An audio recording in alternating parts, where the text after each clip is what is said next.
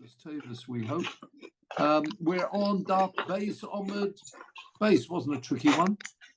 Peter, could you put everybody on mute and people can come off, of course. But Base Omid Base. And remember, we talking about these exceptional cases, and we spoke about how it links up with the previous Mishnah of Sanhedrin.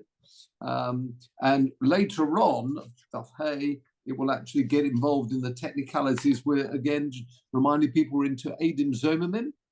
So we're talking about, remember, Eidim Zomimim, Basisem lo kashe zomam lasus la'ochiv.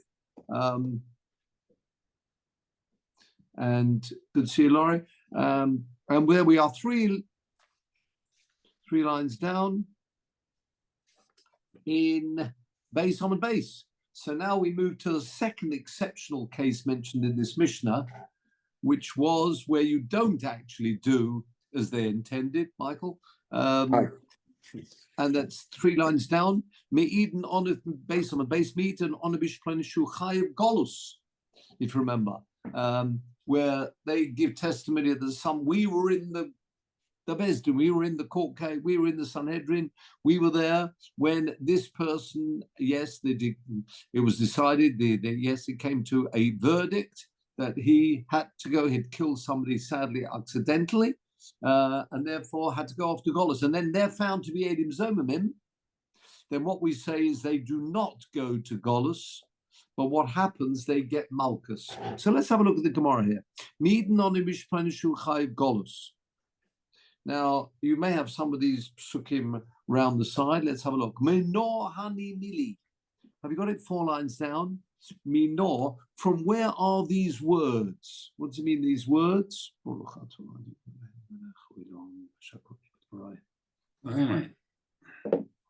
Generally, or sometimes hyphen abbreviated, manham, minor hani mili, which means where do these words, where does this halacha come? It generally means there will be a source in somewhere in the Torah for this rule. Because don't forget, we've got this basisem lo kashe zomam. That should be, if someone was, they'd accused someone, owed someone a sum of money, then, and they're found to be Eidim Zomim, they have to pay that money. But what's the situation here? Says the Gemara, Omar Resh Lakish, Reish Lamed, Reb Shimon ben Lakish. Had him several times, Reb Shimon ben Lakish, well known for machlokas, many instances, Rabbi Yochanan and Resh Lakish. Omar Resh Lakish to Omar Kro, the Pasuk says, when it's talking in Devarim Yud Tes, when it's talking about actually killing accidentally, it says there, who Yonus al achas he'orim. What is that? Who Yonus? I mean, Yonus actually means he should flee. Yonus. What's the who Yonus? There's an additional word there. The subject, who, he should flee. Well, Yonus means he should flee.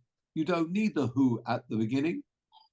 That additional word says Resh Lakish, who Yonus alachas he'orim, who below zomimim.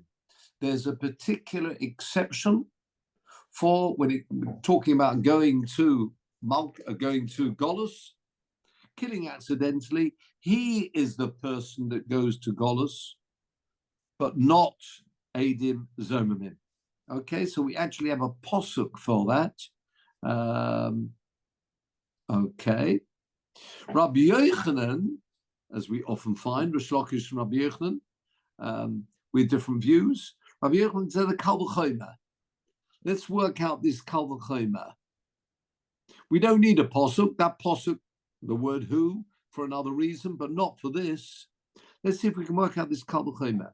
Umahu she'osa ma'aseh b'mezid eino goyle. He, the man, let's say they're accusing someone who, have a look at Rashi, who lefisha oisa maaseh, Im b'mezid aso'o eino goyla. Imagine they had given testimony about an individual and also maser. In b'mezid aso'o eino goyla deloy tabile kapora. Now, let's just take this one stage and then we'll see how this develops. If someone actually kills intentionally, and let's say they're Adam and right, would such an individual go to Golus? No, Golus is reserved for, it's part of a recuperation. Recuperation is like in more of a mental state. We're trying to treat this person in Golus, not for a mazid. And as you can see from Rashi, who, have you got the Rashi there? 8 narrow lines down. Who? Lefisha oisamase, someone who actually does an action and kills someone, and it's not shogeg, it's not unintentional. Now, maybe we don't actually carry out death penalty for various reasons, whatever it is. Maybe there wasn't a warning, whatever. But one thing for sure, he will not go to Golus. Golus is reserved. It says here, Imba mazid aso'o, if he did it intentionally, says Rashi, Eino goyla, why not? Delo teherbe le kapora. Right? He does not go to Golus. If they're Adim, he might get the death penalty itself, but he won't go to Golus for sure. Now, they did something intentionally. But what did they do? Who she'osa maser b'mezid? He who actually did an action, he did an action, b'mezid enugola. Hein shelo also maser b'mezid. They didn't do an action, it was all with speech. Have a look at Rashi. Haim shelo osu yiglu al zadoinon. We'll have a look at this, keep going. In Rashi, in the Gemara, I'll come back to in the second, sorry, it's a bit early on that. Haim shelo osu ma'aser made einudin shelo yiglu. So have you got the Kavachayma here? If he had killed intentionally with an action, pulled the trigger, he wouldn't go to Golus. What about the Adim, who didn't do an action? How much more so they shouldn't go to Golus, right? Again, he doesn't go to Golus. I've been a bit too early on those rushes, actually. Let's start again. He kills, and it's not with an action, doesn't go to Golus. They kill, might be intentional, but it wasn't an action. Why should they go to Golus? Yeah? You with me? If he doesn't go to Golus for doing b'mezid intentionally with an action, they certainly should not go to Golus. They didn't even do an action. You with me? So this punishment of going to Golus, we do not say that someone who kills intentionally, and for some reason, let's say you can't carry out the death penalty, he doesn't go to Golus. He doesn't get that punishment. They did something intentionally, but only with the mouth. Why should they go to Golus? Why should that punishment be inflicted upon them? Presumably it's less severe than what he's done. Now look at the Gemara's answer. Says the Gemara, he hanosenes. What does it mean, he hanosenes? That itself, what you've just said is the proof. He hanosenes, hamido, says Rashi, hazois. Shehevesa lepotron. You bought this kalvachomer to try and exempt them from going to Golus, right? Edim zomimin. He hanosenes lehem choivas Golus. You've actually proved that maybe they should go to Golus. Why is that? Okay. Who says the Gemara? Who she'osa ma'aseh b'mezid?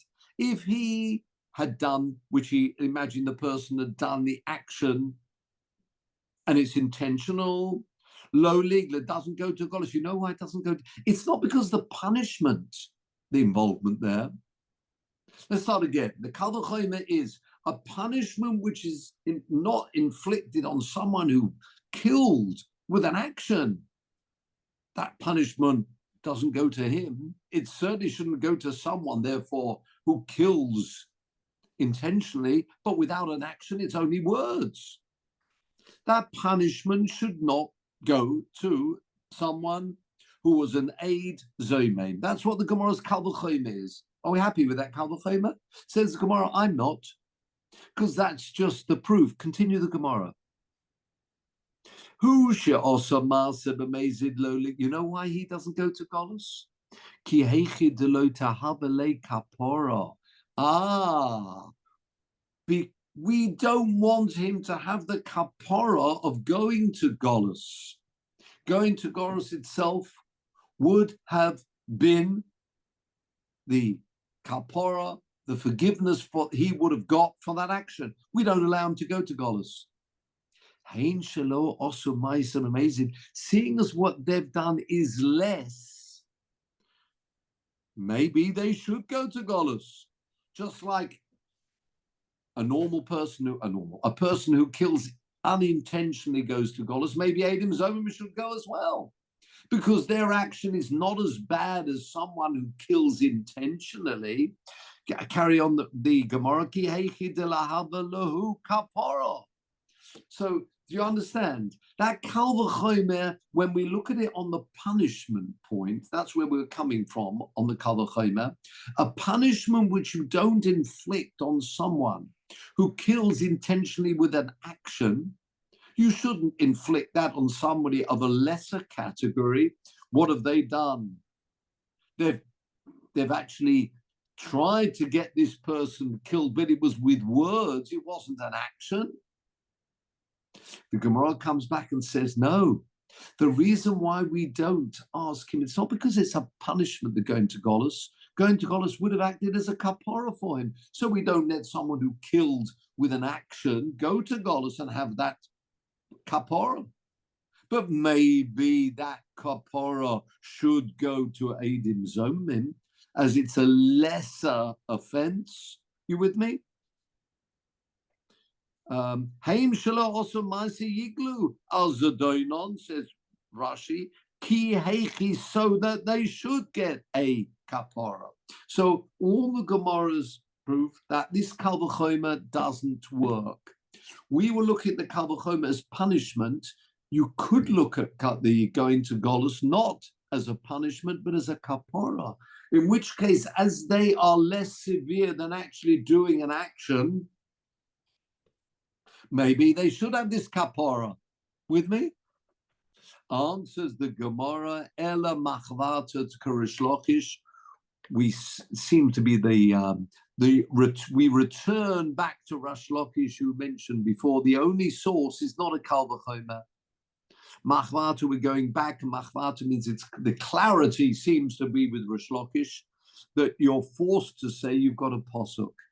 Who Yonus al Achasarim, he should go to Golos, someone who actually kills unintentionally, but not Eidim Zomimim. There's a posuk to say that Eidim Zomimim should not have the Golos, and they do not go to Golos. Are you with me?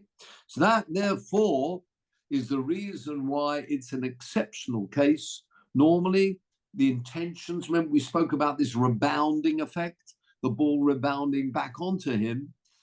We're saying the same thing here. Normally, it would rebound back, but not in this case because we got a posuk. And that's what Rish Lakish is saying. Let's not worry about Kal V'chomer because that doesn't work necessarily.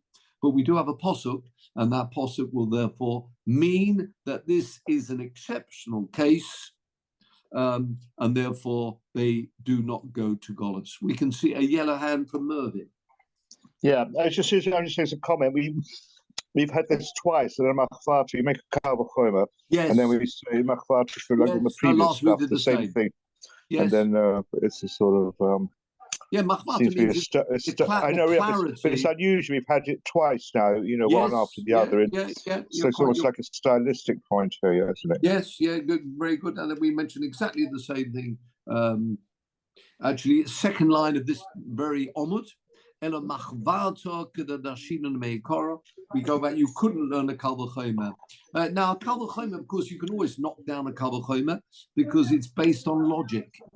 And if somebody can come back with an argument which topples that argument, then it's not a Kal V'chomer. It's got to. All these arguments have to be watertight. If they're not watertight, you're putting forward an argument, and if you can put on a counter argument, then you can't use that Kal V'chomer. Whereas, you see, if you have a tradition that this posuk tells me that, then you put your hands up, and there's nothing much you can do with that. And that's a real, as we said before, a QED. For those people, remember QEDs. Okay, thank you very much. On we go, Norman. My objection would be that this is a very specific punishment for a very specific crime, and therefore. What do you think? Going to Golos? Going to Golos, yes. I mean, it doesn't apply anywhere else. So it would seem to me that would be the most logical reason to say it doesn't rebound. Because I hear what you're saying, but we then have another posuk which says you do what you intended to do to the other individual. So even though it's very strange and it's maybe unique, it's unique, but plus one, if you like. It's no longer unique. It would. I might have thought it should rebound. Yes. You're right. It would be exceptional, and I say, as you say, it would be very strange, but. We've got the posuk, and the posuk tells us exactly that things do rebound. But we've got a posuk which says, no, this is exceptional, and it does not rebound. Sam, good to see you. On we go, back to the Gemara. Beginning line is Machvatu Karish Rokish. About 12 lines down, base, Omid base. Omar Ula. So can you just say again what was Laurie's point? I didn't understand that. Laurie's point was that it seems to be going to this Golos, the cities of refuge, is unique. You don't find that anywhere else. So maybe that's the reason why Eidim Zomim shouldn't have it. That would be an argument to put up. But as you're putting up an argument, you can put up a counter argument to that and say, you're right. But there's a posuk which also says, "But asisem lo kasher zoman." You've got to do what he intended. He wanted this fellow to leave home and spend his time in Ori Miklot. You'd have to do the same, and that's okay. It's the concept of Ori Miklot is unique. You're saying? No, you're saying the concept of Ori Miklot is. Yeah, sorry. Laurie's point was it's unique, and maybe that's the reason why. But the counter argument to that would be, agreed, it is unique, but this posuk will tell me, no, I understand. You should get it. You see, once you're into arguments, you've got to put up an argument which is watertight, and therefore the Gemara says, I can argue either way there, but I can't do anything. But I've got this posuk which says very clearly that no, he does not go. But it's very interesting how the Gemara is looking hard to be able to come up with reasons why we should try and carry out this point. Very powerful. It's very, as we spoke before. Someone who's trying to inflict something on somebody. Then the message is no, that you should feel for that other individual, and the only way you'll feel for them, you put yourself in that same spot. He was going to be short of that money. This is what you intended to do, and that therefore should act as a kapara for the individual in most cases, besides the two we've seen so far, which are exceptional. Says the Gemara, beginning of line Machvatu Karish Lakish. Yep. Omar Ula. Ula says, Remez la'edim zomamim min haTorah minayin. Have you got a hint to the rule of edim zomamim from the Torah. So people will say, and read the next words of the Gemara, please. Remez le'edim zomamim. How do you read that? Omar Ula, Remez le'edim zomamim min haTorah minayin. Says the Gemara, Remez le'edim zomamim. Well, there's a problem here, isn't there? What do you mean a hint? A hint to Eidim Zomamim. We've spent a week or two with this pasuk, Basi Semlo. It's explicit, yeah. It's explicit. You're not looking for hints here. In which case, as is very often happens, it's all in the intonation. Or as I say in some language, le ton qui fait la musique. It's a intonation. And it's so typical in particularly with our in our religion. It's all in the intonation. What do I mean by that? This is how you read this Gemara. Omar Ula remez le'edim zomamim min haTorah. Where is the remez for edim? A hint, at least, to this principle. Says the Gemara, remez le'edim zomamim? Question mark. What are you talking about? A hint? You with me? It's all in the intonation. That's very important. Famous, lots of good jokes about the, where you put the question marks, and that often happens. And actually, if you're learning to know whether it's a question or an answer, I mean, this is, it's not so much a reply back. It remez la'idim, so a stunned. Great Ullah's asking a question for, a hint about Eidim Zomamim. What are you talking about, remez? For Kasiv, it's written, as you say, Benjamin, explicitly, Va'asi Semlo Kasher Zomam. You do back to this individual as he intended. No, says Gemara, that was not the question. Elo, remez, is there any hint in the Torah? La'edim zomamim sheloikin min haTorah minayin. Where is there a hint that they get Malchus? What does that mean? Look at Rashi, please. Remez la'edim zomamim. Where is the lesson that we learn about Eidim Zomamim? That they get Malchus. Remember stripes? Why do they get the stripe? Look at Rashi, please. Eidei ben Grusha, if you remember last week, this individual, they wanted to make him a non-Kohen. Everybody thought he was a Kohen. They wanted to make him a non-Kohen. And their Kohanim, we do not have the rebounding ball. Or Eidei Golus today. They gave Eidus about someone who should go to one of the cities of refuge. And they're found to be Eidim Zomamim. What did the Mishnah say about them? We don't carry out the Eidim Zomamim punishment, but what do we do? Says the Gemara, they get Malchus. The Mishnah said they get Malchus. That's what this question was. Look at Rashi. Eidei ben Grusha, begin line. O Eidei Golus, she potra makosu, or she petoro makosu, where we had psukim, if you remember. A posuk for last week, posuk this week. This week's was Hu Yonus, as a posuk to tell us he is exempt from the din hazoma. Says Rashi, minayin shehein loikid. Where do you know? Why should they get Malchus? Now it's true. They intended whatever they intended in these two examples. They intended, let's say, today's, for this individual to go to Golus. But the Mishnah said they get Malchus for it. Now, I appreciate they're not going to go to Golus themselves. Maybe there should be financial, I don't know, some other punishment. Maybe no punishment. Says Rashi, Lakami Parach, Tepekle Milosan. The Gemara will ask a question about this in a minute. That we do have, there is a posuk. So we'll come to that in a minute. The posuk which comes from the Aseres HaDibros, no less. But we'll come to that in a minute. Rashi, just don't everybody jump and ask, well, what about the posuk Lo Sanev Recho Eid Shoker? which is the posuk in Aseret Adibros. But Rashi just alludes to it and said that point's coming. Hold on. But before we get there, let's read the Gemara again. So, El remez la'edim zomim shelokim min haTorah minayin.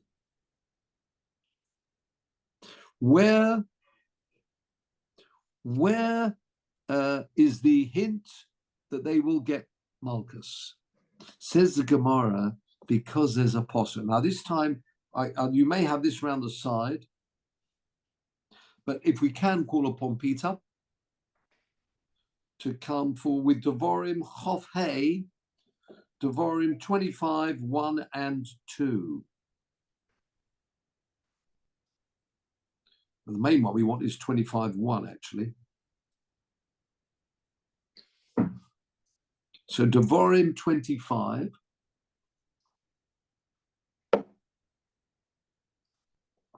Thank you. Oh, well done. Oh, Devarim, I think we've gone to. I think you were too. It's a bit quick on the Devarim. That's better. Yeah, that should do it. Double click Deuteronomy. Yeah, click there. There we go. 25. That's what we want. They come near to the judgment, which means the Bezdin. Ushfotum, and they judge them. Very interesting. The tzaddik is declared correct, a tzaddik. The person in the wrong, well, it's stronger than that, isn't it? It's a Rosha. The Rosha, this evil man, he's found to be in the wrong. First of all, why should that be? If there's a court case here, you don't say someone's a tzaddik. I mean, it could be quite a valid court case. Why is one called a tzaddik and one called a Rosha? They've come to court. Look at next pasuk. V'hoya in bin hakos harosha. If he's going to get stripes, then then he gets, and the last pasuk tells me in pasuk 3, not for today because there's more of that later on, how he gets the 40 stripes. Okay, now go back again to this pasuk number 1. Quick before we do, it's stiku es hatzadik v'yirshiu es harosha. They make the tzaddik into a tzaddik, pious, correct, right. V'yirshiu es harosha. The one in the wrong, it's a lot stronger than that actually. He's called a Rosha here. Hirshiu is found to be a Rosha. Hirshiu, yeah, in the Pasuk Aleph. Let's go back to the Gemara.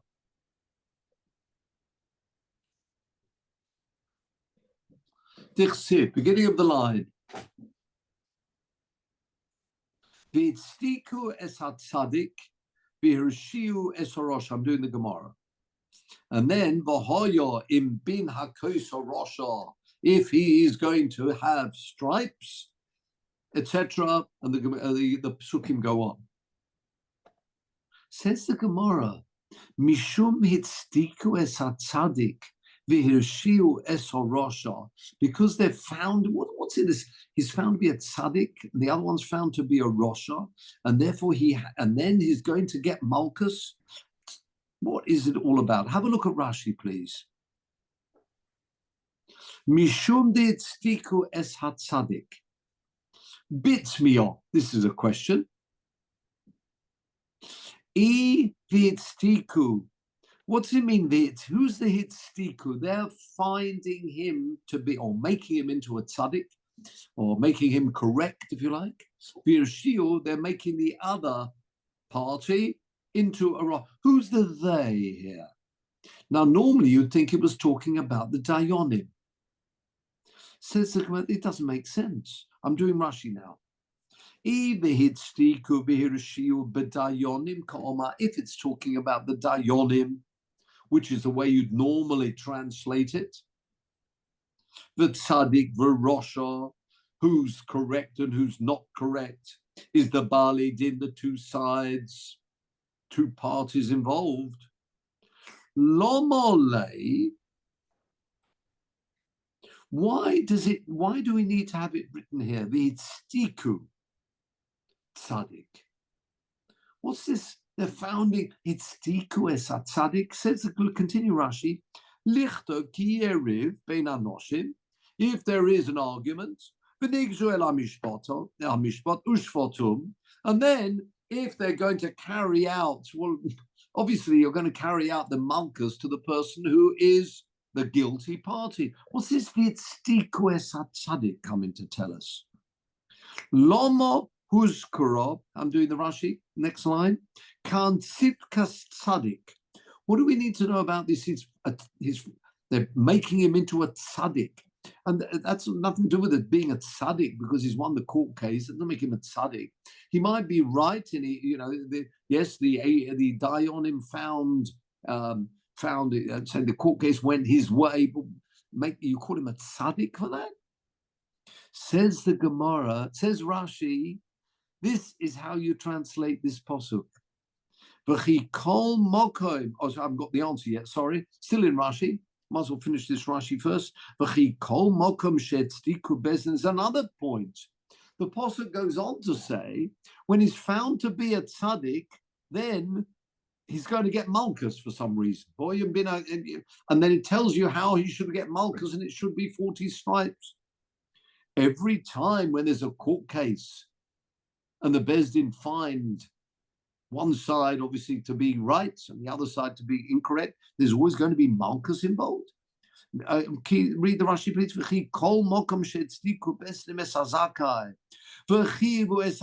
And they're saying the other person is guilty. Yesh malchus. Is there always malchus? It sounds like there should be malchus there. It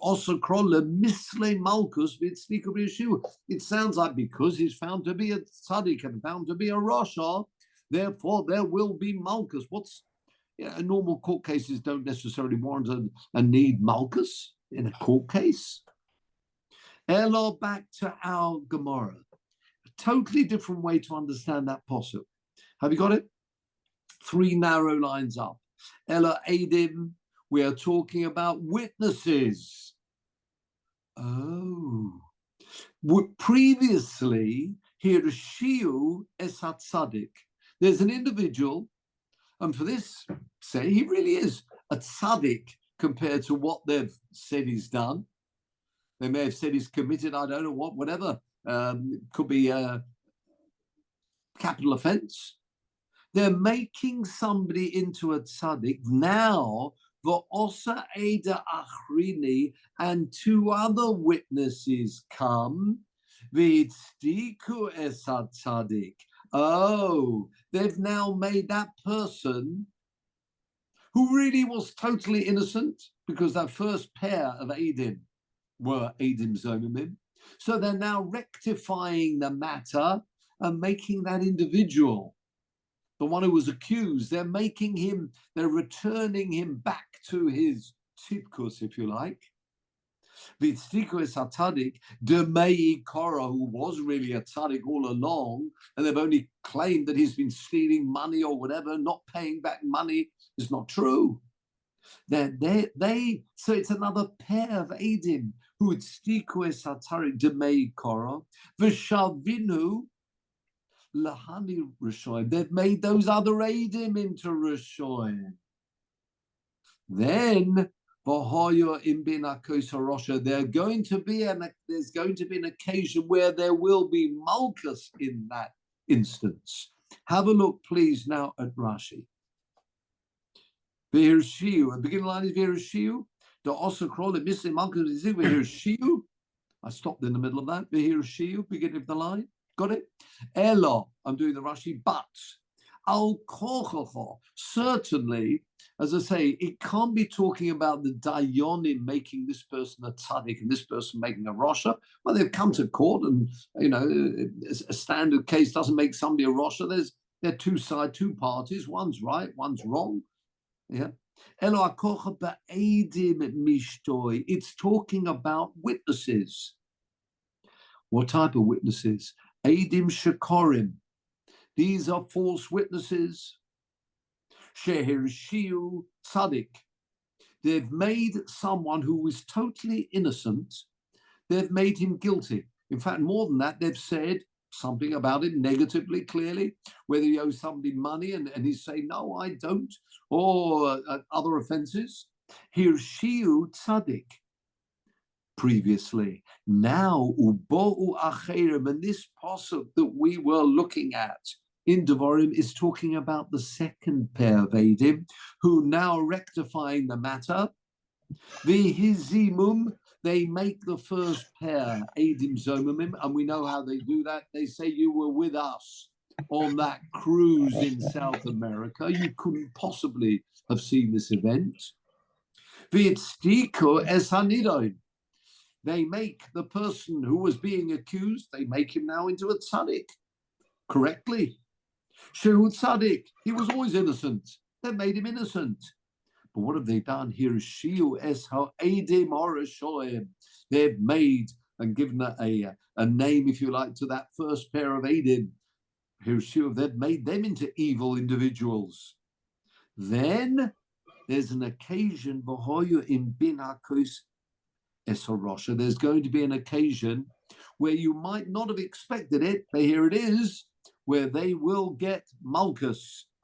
Im hazoma zu bas Malchus. If it's a type of Eidim Zomimim, where you'd have to give Malchus, if you are giving a punishment, it would have to be a Malchus. You know why? She'ena yochel lekayim bodin hazoma. You cannot carry out the normal hazama. Now, of course, if they had said all along that he was chayav malchus for whatever act he'd done, then of course that will rebound on them. But that's not what we're talking about. This is an exceptional case where you cannot carry out the normal rule of the bouncing ball, which means completely. And there are two examples we've seen. Kagoin, and that Kagoin is not an EG, it's an IE. But Eide Ben Garusha, Ogolus. And we had psukim to say that you cannot carry out the Eidim Zomimim rule. What do? The next pasuk tell us, V'hipilu hashofet. You force that person to receive stripes because of Eidim Zomim. So that, it's true, it's a remez, it's a hint that's where we're learning this from, that our Mishnah that told us when you cannot carry out the punishment of Eidim Zomim, which you'd like to do, and they're psukim to tell us that we will not carry that out. Don't think that those Eidim get away scot-free. There is Malchus, and that's what this pasuk means. So again, looking at that pasuk, if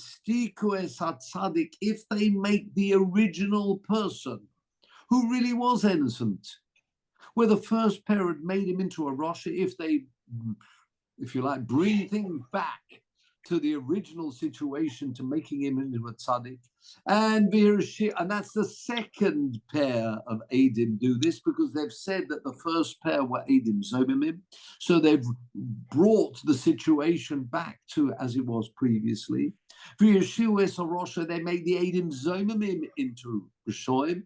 Then, and you can't carry out the normal case of Eidim Zomimim, then they get Malchus. And that's what this posuk has come to tell us. Okay? Norman, can you just repeat the first few lines of that Rashi? I just sort of lost the lashon there, just the first time. I understand it's saying, where?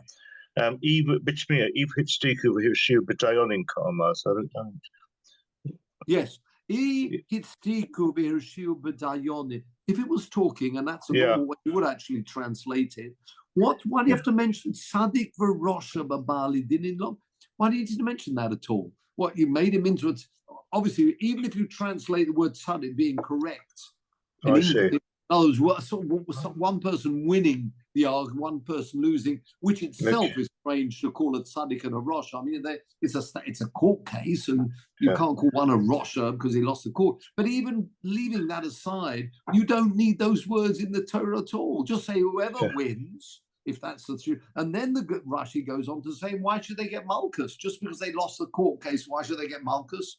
That's not the normal situation. You lose a court case, it could be financial, then maybe, there's a monetary. Yeah. So that's the double proof, if you like. The posuk is very difficult to translate in the normal way. You do need some extra empirics. It's beautiful here where you talk about the Torah Shabbat Peh explaining what that posuk means. It's only when you take a step back you realize that posuk can't mean that. Surely not. Bless you. So that's the Gemara so far. Now continue the Gemara. And this is what Rashi alluded to earlier. Thank you. This is what Rashi alluded to earlier when he said there is if you like, an obvious posuk you'd go to, and here it is. Says the Gemara first wide line, that typically, why don't you bring this out, if you like, this proof that they're going to have to get Malchus. Why is that? Milo Saneh. Everybody familiar with the posuk Lo Saneh? Lo Saneh v'reacho eid shoker. Shemos chapter Chof. We'll spare you, Peter, for that. Lo Saneh, remember you've got Lo Sirtzach, Lo Sinof, Lo Signov, Lo Saneh v'reacho eid shoker. Do not be a false witness. Well, that's pretty clear. Now, there's a general rule that if there is what's called a negative, a losan negative, not to do something, and the Torah does not tell me a punishment if the person did it intentionally with a warning, then there will normally be stripes. So the Gemara is asking here, that's, as we explained last week, that depends, of course, on the doctor, with the doctor's permission, and that the person can take it. And he was warned, they were warned before and told not to do it, and explain where the posuk tells them why they mustn't do it. If all that is done, if it doesn't mention anything more severe, for example, Misa, then the punishment will be Malchus. Come on, we'll deal with that. Now, says the Gemara, therefore, these Eidim, it may well be you cannot carry out Eidim Zomimim. In today's example, it says, Hu Yonus, only a person who kills unintentionally goes to Golus. Eidim Zomimim do not get Golus. And so we ask, what punishment should they get? Says the Gemara, V'teipuk le milosane. Have a look at Rashi, please. Very important Rashi. Teipuk le milosane. Why don't you bring this lesson out from Losane v'reacho eid shoker, from the Aseres Adibros, where it says, do not be a false witness. Have a look at Rashi. Kol oinshe lavin malchus hei. That itself is a lesson elsewhere. If we do not know any more severe punishment, there will be Malchus. Elo b'mokim shepiresh b'oinish. Unless specifically the Torah has, as I say, explicitly told you what the punishment is. If there's no mention, but it said don't do anything, if it's negative, then there will be Malchus. For Khan, you cannot carry out Eidim Zomimim, the normal punishment of Eidim Zomimim. Why? Because there's a posuk to say they're exempt. So are they totally exempt? Why do you need to look any further than Aseres Adibros? It may well be you do not carry out the Basisem Lo Kasher Zomam, what they intended to do, but they're always going to fall foul of the posuk being a false witness. And the Torah said, do not be a false witness. And the general rule is, if there's something negative and the posuk does not explain what the punishment is, more severe, it doesn't say anything. It doesn't say there's a monetary payment. It doesn't say anything. I will assume the punishment will be makkah. So therefore, this is what these people should get. So that answers the question we started, which was where, and it's even more than this remez, Again, it's explicit in the Torah that if someone is a false witness, there's a lo sa'aseh. Do not be a false witness. They should get malchus. Answers the Gemara, also very famous, first wide line. Mishum tahavi lav she'ein bo ma'aser. It's a lav, it's a negative command, but there's no action involved. V'chol lav she'ein bo ma'aser ein lokin olov. Any negative command where there's no action, there's no malchus. There could be a negative command: do not eat animals which have not been shechted. Fine, that's an action. A person's then eating it if that's what he's doing. Do not do something, and a person does it. That's negative with an action. But if it's do not do something and there's no action, why is there no action here? Because speech is not classified at the moment. Speech is not classified as an action. Yeah, it's true. You're moving your lips, unless you're in, ventriloquist. But you're normally moving your lips, but that's not considered an action, and therefore it's not that you've actually eaten something. It's not that you've actually caused damage. You haven't done it, and there's no action involved. And there's a famous rule: Kol lav she'ein bo ma'aser ein lokin olov, which comes up in the Rambam, quotes it as the standard rule that any lav where there is no action at all. I don't think we need it. Let's see if you needed it here. Probably not. Space. Space. Yeah. Okay. Yeah. I mean, I won't. I'll save you, Peter. The Rambam, which I have in front of me, just says Kol lav she'ein bo ma'aser. You don't get malchus for it. There are, of course, some exceptions, but we won't go through that now. But yeah, so it goes in the principle Kol lav she'ein bo ma'aser ein lokin. What does that mean? Therefore, we do need to search for an alternative proof that these two exceptional cases in the Mishnah actually do get malchus. Because if we didn't have that remez, and that's what Ulla was looking for, he was not looking for a remez for the standard case of Eidim Zomamim, because that's not a remez, that's explicit. And that's where we had those words, remez, Eidim Zomamim in our Torah. What do you mean, Ulla, asking a question like that? You should know better than that. That's what the Gemara's suggestion is. Therefore, we were looking for a hint in our two cases in the Mishnah where, in fact, there is malchus, and we found it from this posuk. That's the remez, and that's what that posuk is teaching us. Okay, now continue the right. Yeah, so far so good. Continue the Gemara. So we don't know. Sun is the source for you're saying malchus and lav she'ein bo ma'aser, lav she'yesh bo ma'aser. Is that right? No. All the Gemara said, don't look to Losane as being the proof that that's where they get malchus. That's the source of the malchus, because that does not prove they get malchus. What was the Havamina? What was the Havamina? Look at that posuk. Because I've got a posuk Losane, and if there's no other punishment mentioned for Losane, I would assume you get malchus. Says the Gemara, no, you don't. It's negative. It's wrong. But the punishment, I mean, you're right, the Bezdin may want to have some type of a punishment. The Torah is not saying there is a punishment from that, not ba'olam hazeh at least. You're with me? We thought we've got a posuk Losane v'recha, do not be. And negatives mean, unless you know otherwise, it will be malchus.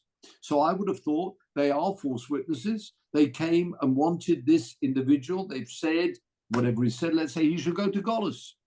They are false witnesses. They say, we saw the court case and you, they're false witnesses. Says the Gemara, they should get malchus for that. Says, well, no, they don't get Malchus for that. For Eidim Zomimim, that's a different thing. But they don't get Malchus for Lo Saneh. In which case, why did the Mishnah say they get Malchus? Maybe they should get nothing.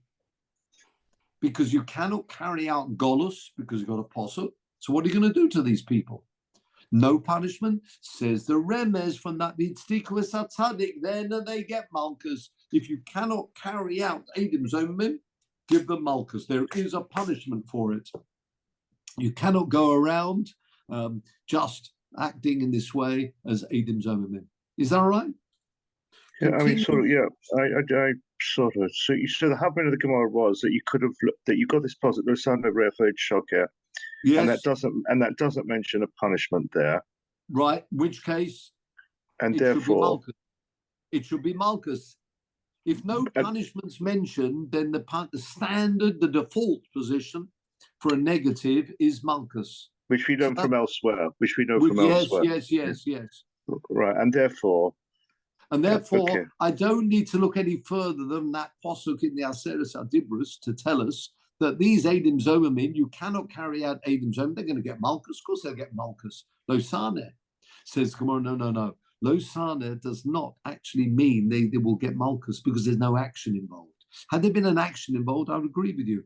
But there's no action. It's all speech. Speech is not an action. Very powerful. So it doesn't mention a punishment in that puzzle then. So we don't learn. No, it doesn't. We don't.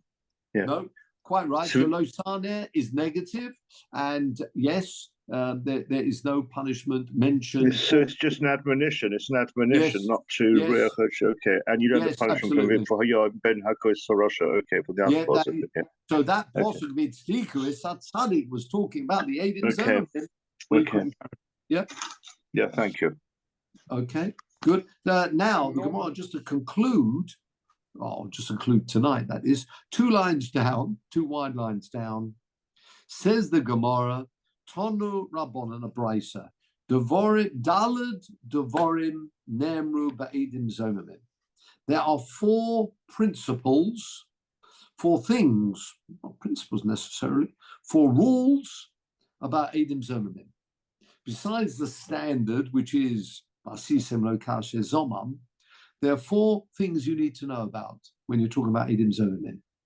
Well, 2 of them, in other words, if you like, exceptional. 4 exceptional rules about Eidim Zomimim. Now, you could put your hand up and said, we've already had 2, haven't we, in the Mishnah? Says the Gemara, yes, you're right. Number 1, Ein Nasin Ben Grusha Ben Chalutza. That's the first one. Eidim Zomimim, normally, you've got remember, it's rebounding back on the individual. It doesn't rebound back. If they wanted to make someone a non-Kohen, doesn't come back. We had a posuk for that. Number 2. Oh, we're ready. There's a good quick tick. Ein Goylin La'ori Miklot. They don't go to the cities of refuge. Got it? 3 wide lines down. 2 exceptional rules, which we've seen. Very good. Explain them. Now, 2 more. And the Gemara then first lists them. We won't have time to go into the rules behind them, but let's look at the least what the other 2 exceptional rules are. Ein Mishalmin es HaKofer. What is Mishalmin es HaKofer? You do not pay a kofer. Let's have a look. If I can ask you, we'll have this posuk here. Can I ask you, please, Peter? We'd now go to Shemos 21:30.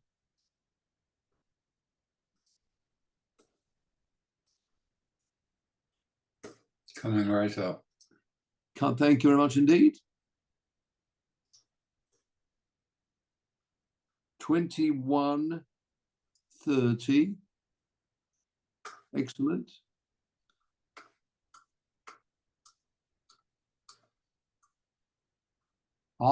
Very good. Actually, to get into it, go back a couple of psukim.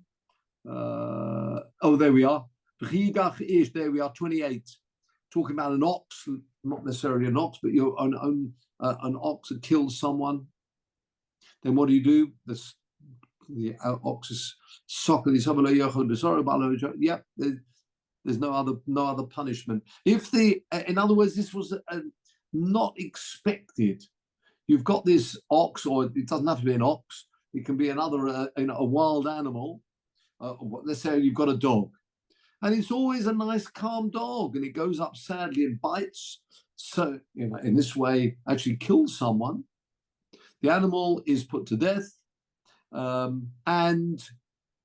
the owner couldn't have known it. This was a dog which is nice and calm and tame and unexpected. However, look at Pasuk 29. If this was it says having a habit of imshon nagoch, it's always causing trouble, and it's done it already a couple of times before, and the owner's been warned, and he didn't look after the ox or the dog, the wild dog, and this time it kills. Olov Yumos. When it says Yumos, it means Yumos, not the Yumos bidei Shomayim. It says he's liable for the death penalty, but he won't actually be put to death, but he's liable for a death penalty in Shomayim. But this is a crucial point.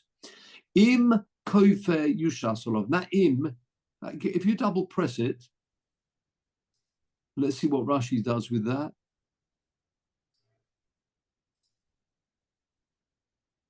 This im is not conditional. Doesn't mean if. But it's the same meaning as im. In other words, there are examples where the word im means if, but it doesn't really means when. Yeah, when. We got the pasuk there about in kesef talbe esal ami. Doesn't mean if you want to. You really, when you lend someone money, it talks about how you should, the kindness you should show. This is the same thing here. Im kofe yushas, or when, although translated if or not, that's not Rashi will translate, doesn't make sense. It means when the ransom, in other words, there's going to be a payment, yushas olav nosan pidyo nafshay. Then you give it says here, you calculate, there's a value calculation, whatever is imposed upon the individual, he will have to make amends and have to pay on top of, I wouldn't say, we said before, gam ba'olav yumos, the animals killed. The individual is chayav misa b'dei in Shemayim, and also there's a payment to make in kofe yushas olav. This payment, and we'll see the Gemara will deal with how do you do this assessment. Obviously, it says here it's evaluation of whose life we're talking about. But leave that aside. I don't want to get involved in all of that. Let's go back to our Rashi. Thank you, Peter. A mishalmin kofer. This what's called. It's not called a ransom. Is the wrong word really. It's a financial payment which the owner of the animal also has to make. That does not apply to it's a penalty, isn't it? It's a penalty. Very good. Yeah, the Gemara will deal with this penalty. You see, if this is what they said, they come to court and they say that whoever it is had the wild dog, wild animal, it killed someone, and we were in court when it was the Gemar din, there was the verdict that this individual has to pay. Not only the animal died, he's got to pay money, and he has not paid that money. And he said it's not true. They said, oh no, we were in the court, and then they're found to be Eidim Zomamim. Please look at Rashi. Ein mishalmin kofer. Im heidu b'shor hamud. Mud means from the word edus. If they give testimony about an animal, shor doesn't have to be a shor, an ox or any other animal, which was a muad, means the person was warned, look after this animal, you can see it's a dangerous animal. Nevertheless, it kills someone. They are found to be Eidim Zomim. I would have thought that they would have to pay that financial amount as well, because that's what they wanted this individual to pay. The im kofer yushas, all of the apostle we just saw, Says our Gemara, that's not true. They do not have to pay that. Why they don't pay that? We'll leave that for the moment. That is number 3. Back now to our Gemara, please. And what is the 4th? Ein nimkorim be'eved ivri. They will never be sold as an eved ivri because of Eidim Zomimim. What does it mean as an eved ivri? Please look at Rashi. Ein nimkorim. More about this in the Gemara, but at the moment, Ein nimkorim, the general principle. Im hei duhu. What's the rule if someone is a thief but does not have the money to repay? And he can't, nobody's prepared to actually give him a loan. He cannot pay back the money. Says the Torah, well, he stole the money, he's got to pay it back. I mean, it's true, the person can, if he wants to, the individual who is owed the money can say, I can't prepare to forego, whatever, but he doesn't have to. But if he cannot pay, then the rule is he actually would be sold as an eved, and the money would go to the person owed the money, who's stolen his money. Have a look at Rashi. Ein nimkorim. Now, what happens if they give testimony about someone who stole? We were in the court case where this person stole the money. Everybody knows, he knows, he said, I haven't got the money. First of all, it's not true, he says. And even if it is true, I haven't got the money to pay. So what did they really want to do? They wanted this individual to be sold as an eved. This is what they're saying. They say, we went to court. The Eidim say, they give testimony, that this individual was in a court case and he was hired a certain sum of money. He did not have the money to pay. Therefore, he has to go and become an eved to repay the money, a servant. Now, then they found to be Eidim Zomimim. What are you meant to do? Make them avodim? Says the Gemara or Rashi, the Pasuk says, if he hasn't got the money, he needs to be sold. They are not sold. 4 wide lines back to the Gemara. Ein nimkorim be'eved ivri. And the final one, I know they said there were 4, but one for luck, if you like. Mishum Rabbi Akiva. Rabbi Akiva said there's a 5th. And with this, we'll stop. Omru af ein misham, again. Mishum Rabbi Akiva Omru. They said, other Tanoim said in the name of Rabbi Akiva, af ein mishalmin al pi atzmon. They don't pay if they themselves admit. Have a look at Rashi, please. Ein mishalmin al pi atzmon. The beginning line is atzmon. 6 narrow lines up. Im huzbu bebezdin, if they're found to be Eidim Zomimim, v'lo hispik ba'al din laha'amidon badin al hazomoson, and ad sheborchu ubo bebezdin aches. So what happened? They're found to be Eidim Zomimim. Imagine they say that one individual owed another person £10,000. They're found to be Eidim Zomimim. So the rule is they will have to pay £10,000. Straightforward case. So what happens? Then the person, the originally accused individual, who they said he was chayav, he then takes them to court and they will then have to pay the money. So it's up to the individual who was wronged to take those 2 people to court, and they'll have to pay the money. Now, what happened? They ran off. And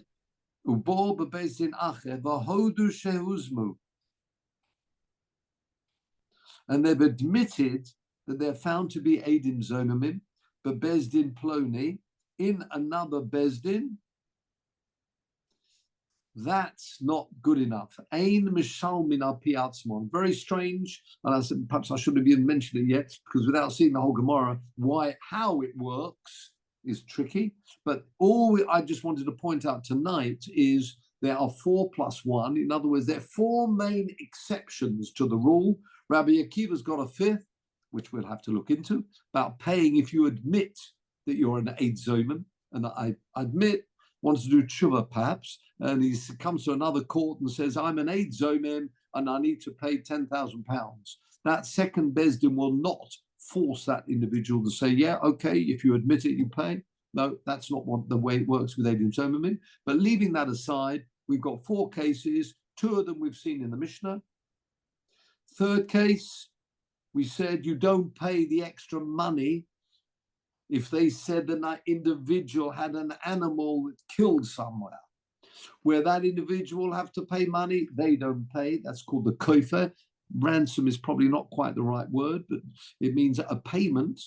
And the fourth one was they're not sold as servants. If they wanted another individual to be sold as a servant, that does not rebound back on them. So in fact, the ball does not come back to them and hit them on those 4 instances. They are the Daled Devorim, which of course each one, or 2 of them we've seen, but the others we need to look into to understand why that happens and why they're also exceptional.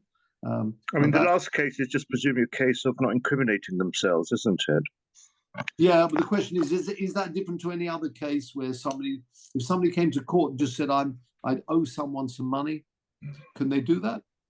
Can you? It's not incriminating, not necessarily. This you're right. To this other basis. You're right.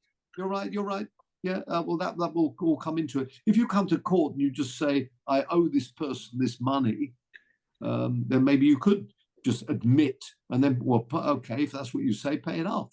But if you can't, can you incriminate yourself? And that's something which we need to look into. And that's what Rabbi Akiva says. And then we need to know why the Tanna Kama doesn't agree to that, because he said there are only 4. So it sounds like the Tanna Kama says you can say you're an Eid Zom and you need to pay the money. So what's the argument about? And that for another time, gentlemen. So with that, we will. Yeah, Sam, hello. Sorry. We speak, I mean, apologies if this has been touched on, but we speak of Eidin Zomim in the plural always. There's a pair. Yes. But I mean, the prohibition is equally an individual prohibition. There doesn't seem to be any discussion around just one person giving a false testimony. Because one person won't be believed. Well, you need al-Pishnei Eidim Yokum Dovor. That's the point. So in other words, there's no conviction if it's just the one, and so yes, correct. There won't be there will not be a conviction, if you like. Yeah, there won't be a conviction on 2. So therefore, it never. But you're right. Each individual will have to pay. Yeah, and then we'll see how that works.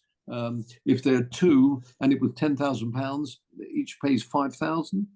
Okay, that we'll have to look into. But you're quite right. That's why it always talks in the plural. Although it does say, "Va'asisem lo," you do to each one as he intended, or she. But no, it would have to be as he intended. But of course, there'd have to be a pair to allow that to happen. You're quite right. No conviction. Any more before we close for this evening? Okay, well done. Thank you very much, Peter. Now I'll give you a week off next week, gentlemen. Next week in Metz Hashem, we have a wedding. In fact, we hope to be in, I hope it is sunny England. We have a great nephew's wedding. So we said we would come, but that's the plan at the moment. All being well, if everything's good, it's put it like this, it's booked. Hopefully it won't be cancelled for whatever reason. But it is a book. So therefore, next Wednesday, I'm afraid, hopefully trying to dance. But let's hope. So yeah, Baruch Hashem, Simchas continue. So they should do. And say, I hope it's my sister's grandson is getting married. So we'd like to be there for my sister's sale. So next week, but the following week, we do hope to be back, Mitzvah Hashem. So that's the situation at the moment. Thank you very much indeed. Shall we, Peter, do a quick turn to 121? Sorry, we're running late. I do apologise. How's Josh? No, he's had a conversation with Ivor, and Ivor responded to that. Okay, he's just giving us the F sharp. Is that a tuning fork? I think it's a tuning fork for Sherman's over there. Okay, have we got Peter? Have we got? Thank you very much. Yeah, right. So the night el hehorim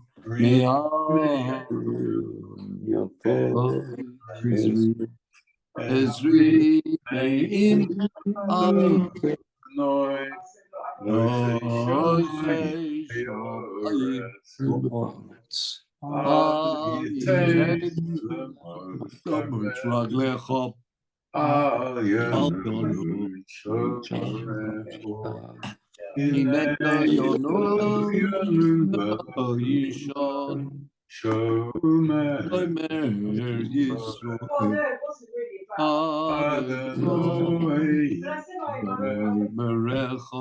Adonai Yad Yaminecho Yoimo Mashemesh O Yakeko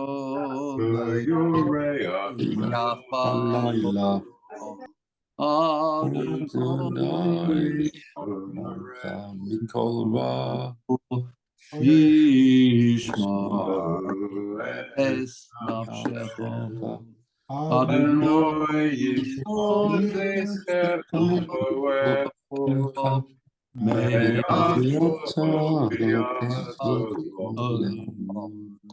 Thank you. Achenu Koves Yisrael, Hanasudim Batorah B'Shivyo, Oimdim Bein Bayoim. No, Oimdim Bein Bayom, Uvein Bayavosha. Amokim Yerachim, Aleh V'Yotzim Mitzorah V'Vokom Yafele Lo'oiro, U'Mishibu Degula, Hashto, V'Agola, U'Vizman Koriv, V'Noma Omein. Yeah, very powerful. And the Mitzvah Shem Tovus all round. You're well, Michael?